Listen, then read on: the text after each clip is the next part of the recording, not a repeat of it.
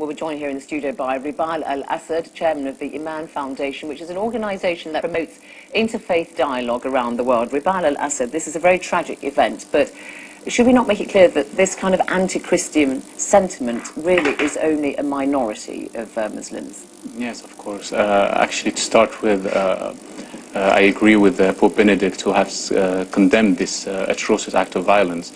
And we condemn it as Muslims, and myself, we condemn those acts of violence. And we think that this is a minority group of Islam who try to use Islam for some political reasons. And this is why I've created Iman, which the Iman Foundation is to promote dialogue, challenge extremism. I'll ask you about how you do that in a moment, but I mean, frankly, Christianity originated in what is now the Middle East. I mean, it obviously before Islam came, and the irony is that Iraqi Christians had freedom of worship. But what is the problem now? I mean, are they being identified with the West somehow? I think the problem now is that there is a void. As you know, there is a big void in Iraq, and a lot of people are trying to take advantage of that void.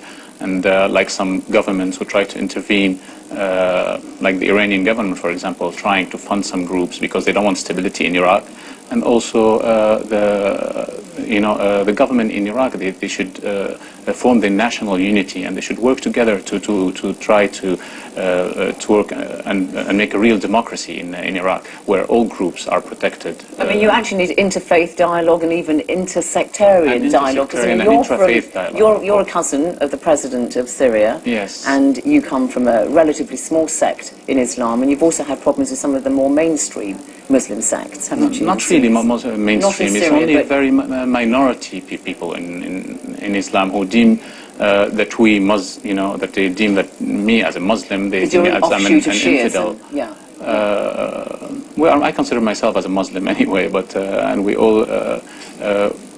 all don't accept, none of us accept those Islamists, or people who consider themselves Muslims and who try to hijack Islam for some reasons, But I bring this up because it's not clearly just directed at Christians. This kind of anti.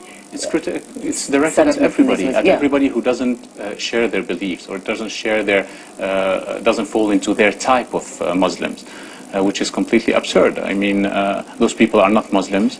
I have met the Grand Mufti of Egypt, Dr. Ali Goma, who himself said there is no place for these extremists in Islam.